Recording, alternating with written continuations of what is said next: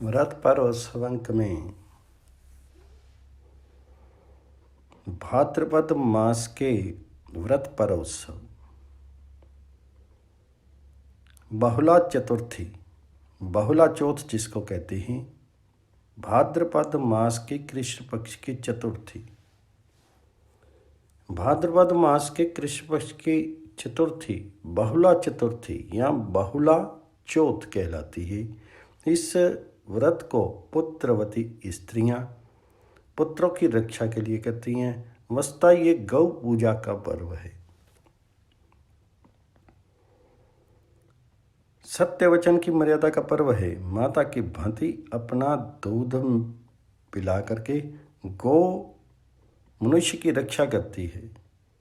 इसी कृतज्ञता के भाव से इस व्रत को सभी को करना चाहिए। ये व्रत संतान का दाता तथा ऐश्वर्य को बढ़ाने वाला है। व्रत विधान इसका इस प्रकार से है। इस दिन गाय के दूध से बनी हुई कोई भी सामग्री नहीं खानी चाहिए और गाय के दूध पर उसके बछड़े का अधिकार समझना चाहिए। इस दिन भर व्रत करके संध्या के समय समस्या गौ की पूजा की जाती है। पूर्वे अर्थात कुल्लड़ पर पपड़ी आदि रख करके भोग लगाया जाता है और पूजन के बाद उसी का भोजन किया जाता है। पूजन के बाद इस प्रकार से श्लोक का पाठ किया जाता है। पूजन के बाद इस व्रत की कथा सुनी जाती है, जो इस प्रकार से है। द्वापर युग में जब भगवान श्री हरि ने कृष्ण रूप में अवतार लेकर के ब्रज में लीलाएं की तो अनेक देवता भी अपने अपने अंशों से उनके गोप ग्वाल रूपी परिकर बने। गो शिरोमणि कामधेनु भी अपने अंश से उत्पन्न होकर के बहुला नाम से नंद बाबा की गौशाला में गाय बन करके उनकी शोभा बढ़ाने लगी। श्री कृष्ण का उससे और उसका श्री कृष्ण से सहज स्नेह था। बाल कृष्ण को देते ही बहुला के स्तनों से दुग्ध धारा फूट पड़ती और श्री कृष्ण भी उनके मातृभाव को दे करके उसके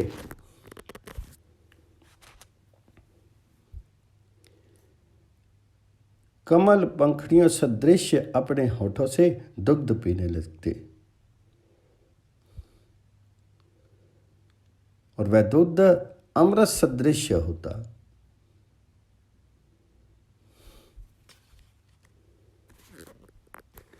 एक बार बहुला वन में हरी हरी घास चार रही थी।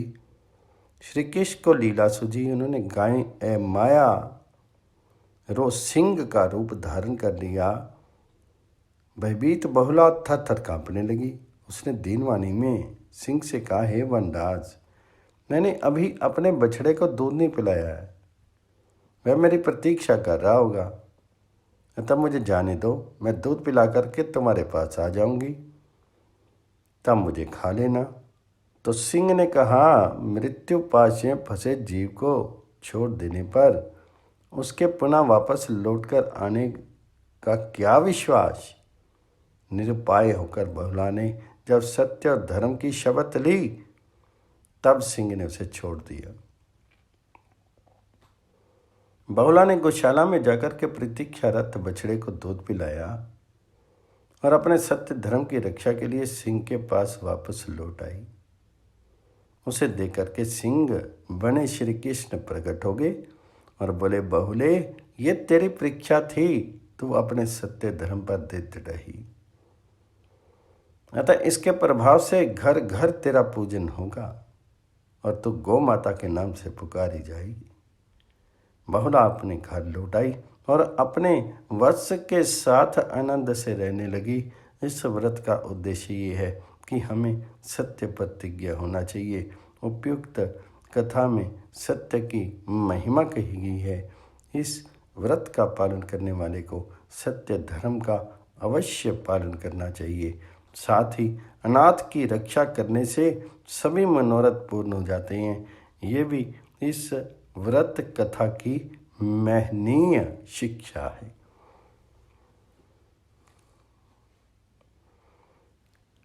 व्रत पर्वों के मोती में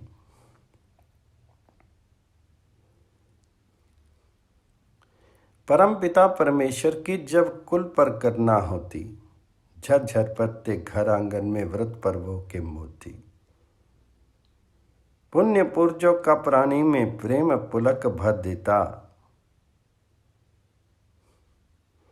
कलयुग में भी आ विराजते सतयुग द्वापर देता। सदा समुन्नत उनका जीवन व्रत पालन जो करते, धर्म कर्म की पृष्ठ भूमि पर प्रतिपल बढ़ते जाते। पर्व महोत्सव प्रतिदिन आते सत्यम शिवम सिखाते हैं, सुंदर से सुंदरतम का वे मर्म प्रकट कर जाते हैं।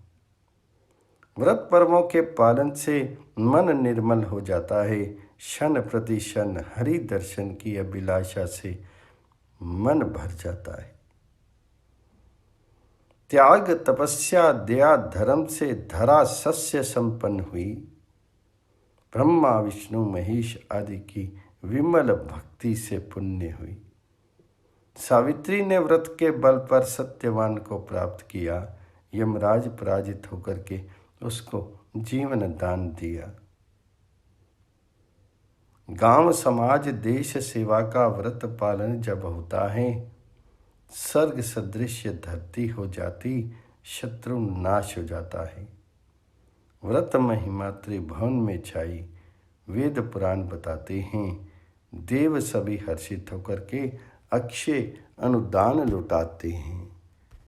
व्रत पर्वोत्सव अंक में श्री कृष्ण जन्माष्टमी भाद्रपद मास के कृष्ण पक्ष की अष्टमी। भाद्रपद कृष्ण अष्टमी की रात के 12 बजे मथुरा नगरी के कारागार में वसुदेव जी की पत्नी देवकी के गर्भ से षोडश कला संपन्न भगवान श्री कृष्ण का अवतार हुआ था। इस व्रत में सप्तमी सहित अष्टमी का ग्रहण निषिद्ध है।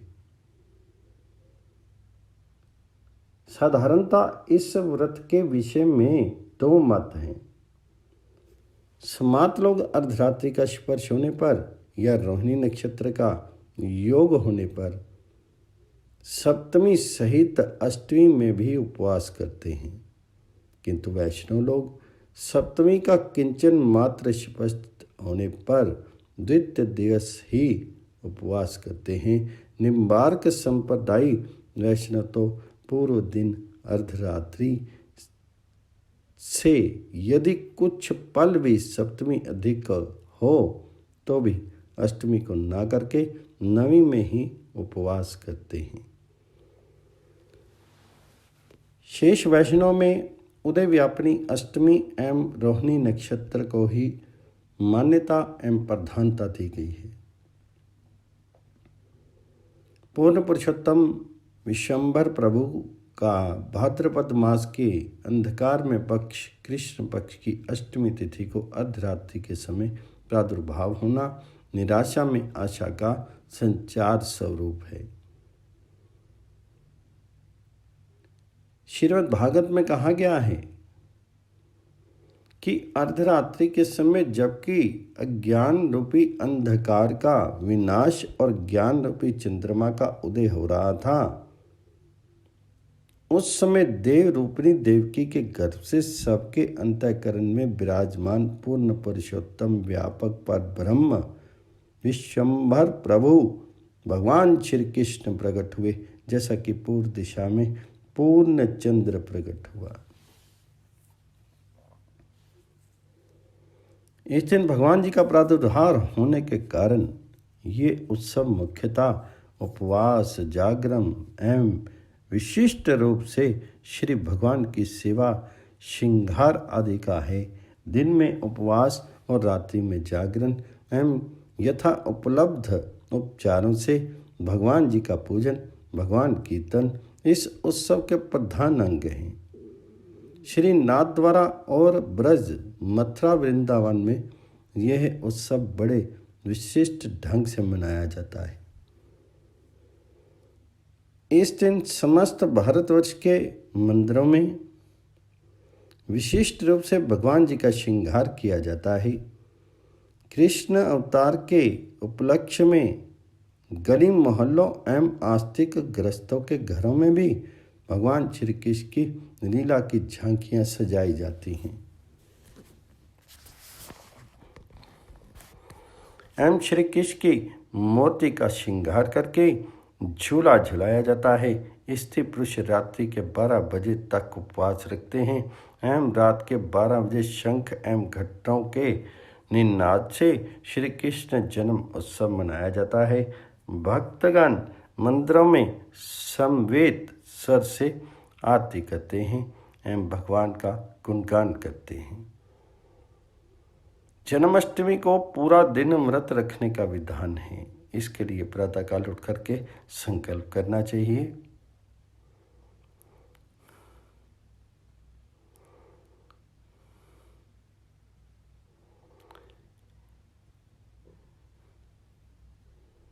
इस दिन केले के खंभे, आम अथवा अशोक के पल्लव आदि से घर का द्वार सजाया जाता है।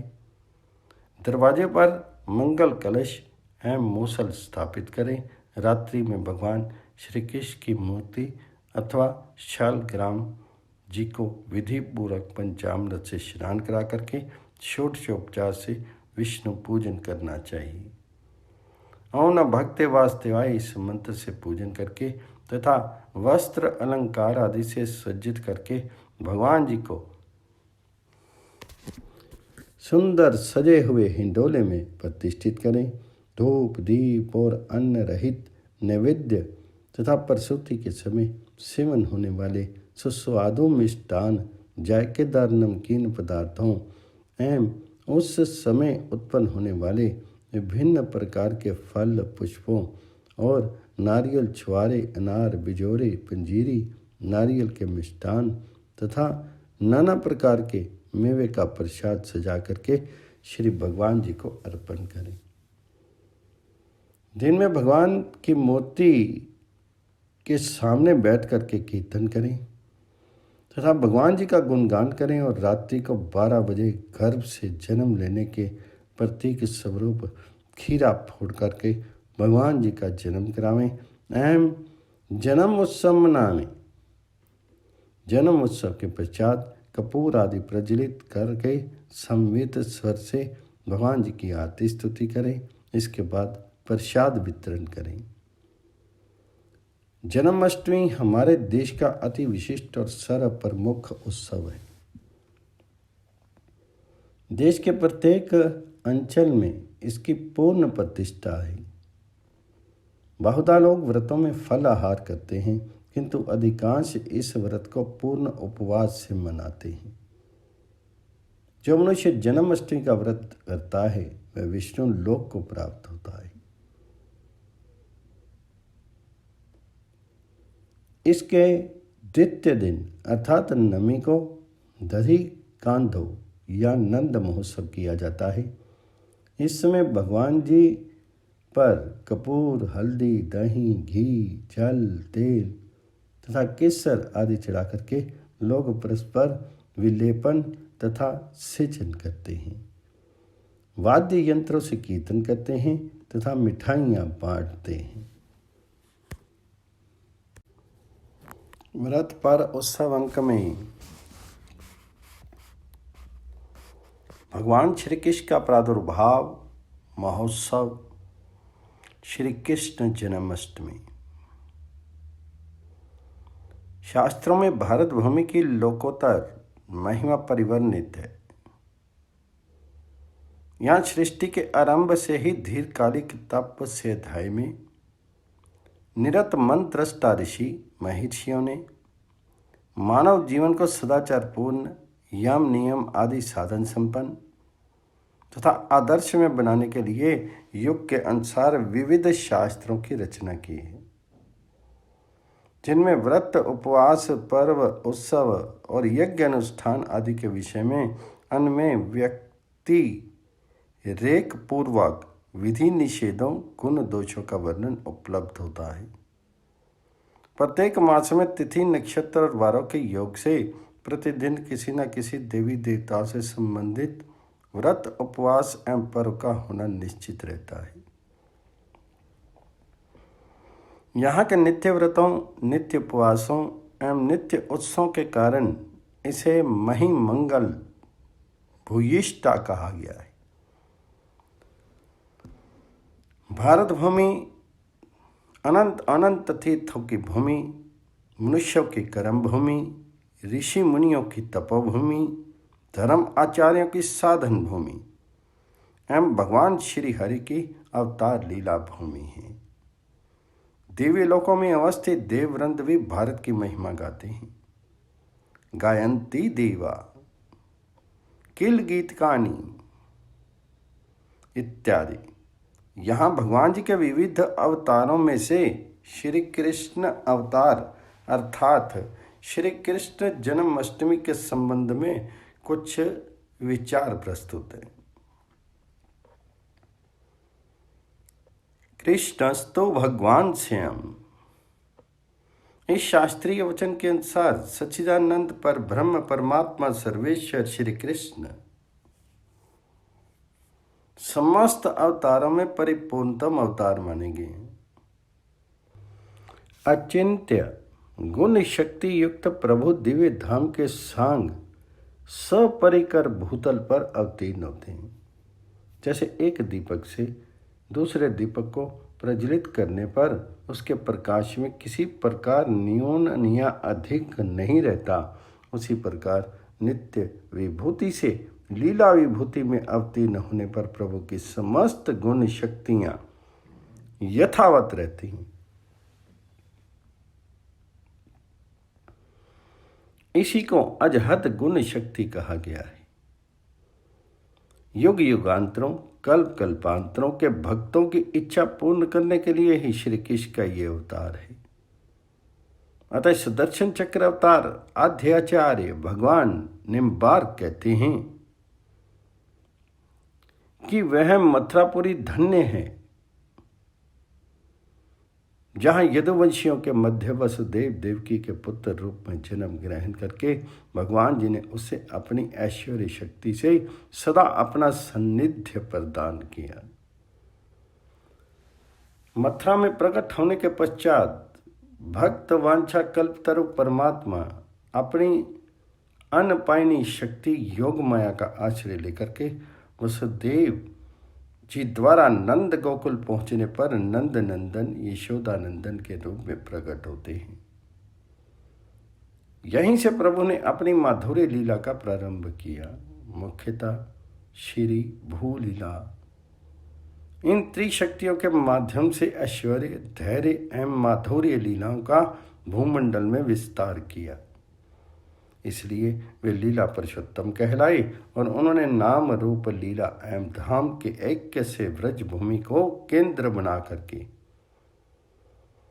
वीची तरंगवत किंवा जल में तेलवत समस्त लीला चरिताओं को विश्व में परिव्याप्त किया। सगुण साकार होने पर भी यही लीला व्याप्य व्यापकता शक्ति शक्तिमान की अभिन्नता को दर्शाती है। सर्वेश्वर में सर्व नियंतत्व, सर्वव्यापक तत्व, सर्वांतर्यामी तत्व आदि भाव भी स्वयं सिद्ध है। अतः भगवान श्री कृष्ण में सगुण साकार निर्गुण निराकार अर्थात सवेश निर्वेश आदि परस्पर विरुद्ध धर्म भी समान रूप से विद्यमान रहते हैं।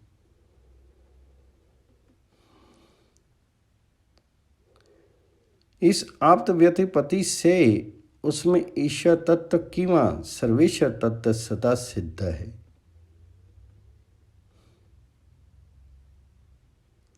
श्रुति वचन इसमें प्रमाण है। आनंद कंद ब्रजेंद्र नंदन वृंदावन बिहारी सर्वेश्वर श्री कृष्ण की नित्य निकुंज लीलाएं परम आनंदनी शक्ति श्री राधा एवं नित्य सहचारियों के साथ होने से कैशोर भावयुक्त और मधुर अधिमधुर अलौकिक एवं दिव्य हैं। ब्रज लीलाएं माधुरी प्रधान ऐश्वर्य लीलाएं हैं, जहाँ माखन चोरी, उखल बंधन आदि के साथ दुष्ट दमन भी हैं। मथुरा द्वारका की लीलाएं ऐश्वर्य प्रधान माधुर्य लीलाएं हैं। ये समस्त लीलाएं देश काल अवस्था से आबद्ध हैं, फिर भी नित्य एवं दिव्य हैं। इन्हीं लीलाओं का गायन, श्रवण, मनन एवं चिंतन करके रसिक भावुक भक्तजन सदा आनंद सिंधु में निमग्न रहते हैं। भाद्रपद मास के कृष्ण पक्ष की अष्टमी उन्हीं अजन्मा लीला पुरुषोत्तम श्री कृष्ण की प्राकट्य अथवा जन्म तिथि होने से श्री कृष्ण जन्माष्टमी के नाम से सुविख्यात है। इस दिन ब्रज क्षेत्र के अतिरिक्त देश के सभी राज्यों, महानगरों और नगरों तथा ग्रामों में ये महोत्सव बड़े उल्लास के साथ एवं धूमधाम से मनाया जाता है। साथ ही विदेशों में भी परम उत्साह के से ये उत्सव मनाते हैं। अखिल भारतीय श्री निम्बार्क आचार्य पीठ निम्बार्क तीर्थ श्रीमाबाद में ये महोत्सव शब्द आदियों से परंपरागत रूप में विविध कर्तव्यों के साथ 10 दिवसीय महोत्सव के रूप में बड़े धूमधाम से संपन्न होता है। अष्टमी की रात्रि को 3 आरतियों के अनूठे दर्शन होते हैं। दूसरे दिन नंद महोत्सव, दधी कांदो, मल्लखंभ, तैराकी प्रतियोगिता आदि के साथ महोत्सव पूर्ण होता है। श्री कृष्ण जन्माष्टमी जहाँ एक और उत्सव महोत्सव का महान पर्व है, वहीं दूसरी ओर व्रत उपवास का परम पावन दिवस है। अखिल ब्रह्मांड नायक अनंत कल्याण गुण गण निले, अपास्त समस्त दोष पुंज, निखिल जगत अभिन्न निमत उपादान कारण, क्षर अक्षरातीत, ब्रह्मा शिव वंदित चरण पर ब्रह्म परमात्मा भगवान सर्वेश्वर श्री कृष्ण का ये प्राकट्य महोत्सव प्रति वर्ष भाद्रपद मास के कृष्ण पक्ष की अष्टमी को आता है। कहीं इसे श्रावण कृष्ण अष्टमी की संज्ञा दी जाती है, क्योंकि ज्योतिष शास्त्र में शुक्ल प्रतिपदा से अमावस्या पर्यंत एक पक्ष है जो गुजरात एवं दक्षिण भारत में प्रायः प्रचलित है। एक अन्य पक्ष जो कृष्ण प्रतिपदा से पूर्णिमा पर्यंत का मास स्वीकार करता है, वह उत्तर भारत में मान्य है। अतः शास्त्रों में उभयविध वचनों श्रावण कृष्ण अष्टमी एवं भाद्र कृष्ण अष्टमी का जो उल्लेख है, वह देशांतर के भेद से समझना चाहिए। शास्त्र वचनों का परस्पर विरोध नहीं है। भगवान विष्णु वसुदेव जी से देवकी के पुत्र रूप से कंसासुर का वध करने के लिए प्रकट हुए हैं। जिस दिन प्रभु का अवतरण हुआ वह दिन परम मंगल में है। वह जो श्रावण कृष्ण मास की अष्टमी भाद्रपद की कृष्ण अष्टमी प्रति वर्ष आती है, उस समय यदि रोहिणी नक्षत्र का योग हो तो यह तिथि मनुष्यों के लिए मोक्षदायिनी हो जाती है। जिस तिथि में साक्षात सनातन पुराण पुरुषोत्तम प्रभु भूतल पर अवतीर्ण हुए हैं, वे तिथि मुक्तिदायिनी है, तो इसमें कौन सी आश्चर्य की बात है। भाद्रपद मास के कृष्ण पक्ष की अष्टमी तिथि को पूर्व काल में स्वयं श्री हरि ब्रह्मा आदि देवों की प्रार्थना पर दैत्यों के विनाश हेतु रोहिणी नक्षत्र युक्त शुभ तिथि में माता देवकी के उदर से अनुग्रह पूर्वक प्रकट हुए। स्वयं प्रभु अपरिच्छिन्न होते हुए भी अपनी अद्भुत माया शक्ति का आश्रय लेकर के परिच्छिन्न स्वरूप सामान्य बालक की तरह क्रीड़ा करने लगे। अतः ऐसे शुभ दिन में चारों वर्ण ब्राह्मण, क्षत्रिय, वैश्य और शूद्रों द्वारा अपनी शक्ति के अनुसार यत्न पूर्वक प्रभु का जन्म महोत्सव संपन्न करना चाहिए और उपवास करना चाहिए। जब तक उत्सव संपन्न ना हो तब तक भोजन नहीं करना चाहिए। जो मनुष्य श्री कृष्ण जन्म उत्सव के अवसर पर भोजन करता है वह तो नर अधम कहलाता है। जब तक ये सृष्टि अवस्थित रहे उतने समय तक उसे घोर नरक में निवास करना पड़ता है। अर्धरात्रि के समय यदि अष्टमी रोहिणी नक्षत्र से युक्त हो जाए तो उस तिथि में किया गया उपवास करोड़ों यज्ञों का फल देने वाला होता है। भाद्रपद कृष्ण अष्टमी यदि रोहिणी नक्षत्र और सोमया बुधवार से संयुक्त हो जाए तो वह जयंती नाम से विख्यात होती है। जन्म जन्मांतरों के पुण्य संचय से ऐसा योग प्राप्त होता है। इस प्रकार जिस मनुष्य को जयंती उपवास का सौभाग्य मिलता है उसके कोटि जन्मकृत पाप नष्ट हो जाते हैं तथा जन्म बंधन से मुक्त होकर के वह परम दिव्य वैकुंठ आदि भगत धाम में निवास करता है। श्री कृष्ण जन्माष्टमी रोहिणी नक्षत्र योग रहित हो तो केवला और रोहिणी नक्षत्र युक्त हो तो जयंती कहलाती है। जयंती में बुध सोम का योग आ जाए तो वह अति उत्कृष्ट फलदायक हो जाती है। ऐसा योग अनेक वर्षों के बाद सुलभ होता है। जन्माष्टमी केवला और जयंती इस शब्द भेद से इन दोनों में क्या अत्यंत भेद है?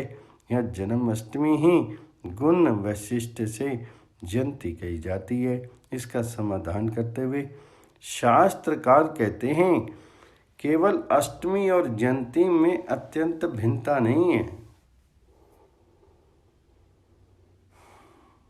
क्योंकि अष्टमी के बिना जयंती का स्वतंत्र स्वरूप बन ही नहीं सकता।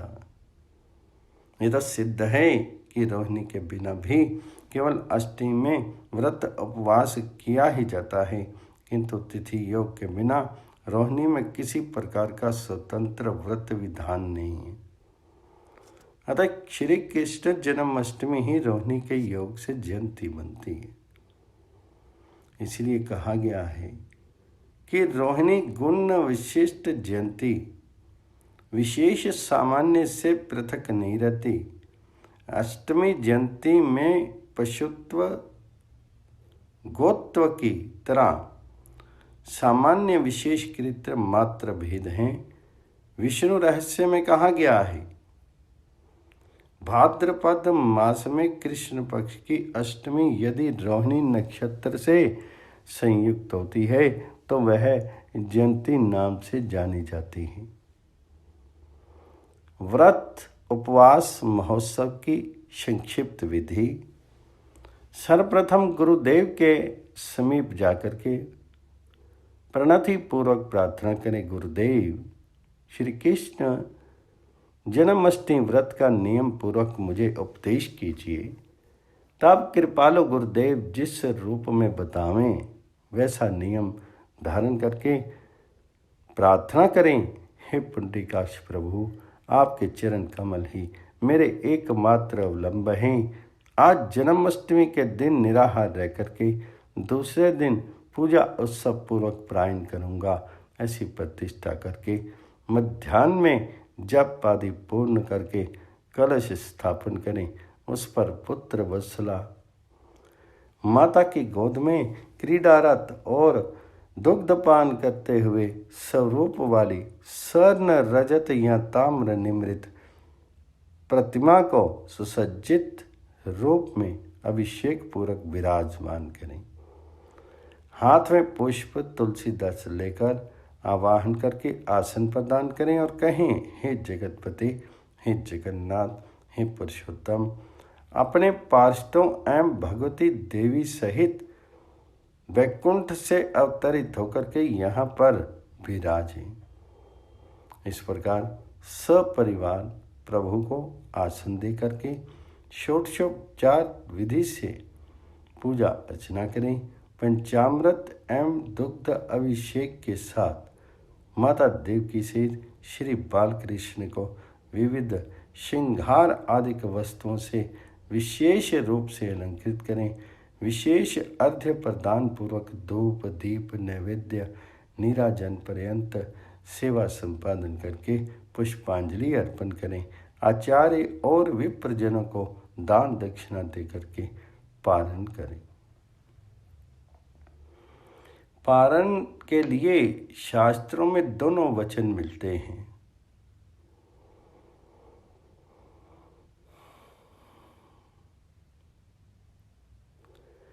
तिथ्यन्ते पारणम उत्सवान्ते पारणम।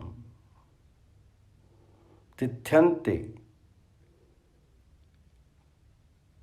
च उत्सवन्ते च व्रति कुर्वीत पारणम।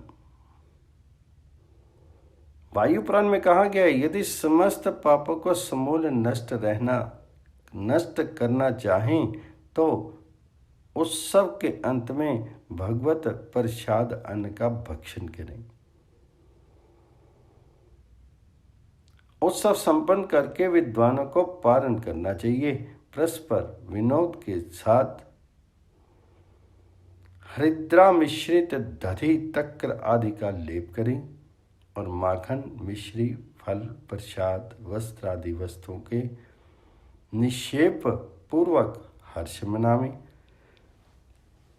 तदनंतर वैष्णव जनों को भोजन करा करके स्वयं भोजन करें। इस विधि से जो नर नारी जन्माष्टमी व्रत को संपन्न करते हैं वे अपने कुल की 21 पीढ़ियों का उद्धार करते हैं। सब पुण्य को देने वाला जन्माष्टमी व्रत करने के बाद कोई कर्तव्य अशेष नहीं रहता। व्रत करता अंत में अष्टमी व्रत के प्रभाव से भगवत धाम को प्राप्त होता है। वर्षा काल उद्भव पुष्पों से श्री सर्वेश्वर श्री कृष्ण का जो अर्चन करते हैं वे मनुष्य नहीं देव हैं, अर्थात देवगण भी उनका वंदन करते हैं। जन्माष्टमी पर्व के संबंध में भगवान श्री कृष्ण द्वारा धर्मराज युधिष्ठिर को उपदिष्ट कथानक जो भविष्य पुराण के अंतर्गत वर्णित है उसका यहाँ संक्षेप में उल्लेख किया जा रहा है। महाराज युधिष्ठिर ने देवकी नंदन भगवान श्री कृष्ण से पूछा, हे अच्युत, आप कृपा करके मुझे जन्माष्टमी व्रत के विषय में बताइए कि किस काल में उसका शुभारंभ हुआ और उसकी विधि क्या है तथा उसका पुण्य क्या है। धर्मराज की भावना के अनुसार प्रभु ने कहा, महाराज, मथुरा में रंग के मध्य मल युद्ध पूर्वक जब हमने अनुयायियों सहित दुष्ट कंसासुर को मार गिराया तब वहीं पर पुत्र वत्सला माता देवकी मुझे अपनी गोद में भर करके मुक्त कंठ से रोने लगी। उसमें रंगमंच में विशाल जन समूह उपस्थित था। मधु वृष्णि अंधक आदि वंश के लोगों और उनकी स्त्रियों से माता देवकी जी घिरी हुई थी। सब लोग अत्यंत स्नेह भरी दृष्टि से देख रहे थे। पिता श्री वसुदेव जी भी वहाँ उपस्थित होकर वात्सल्य भाव से पूर्ण होकर के रोने लगे।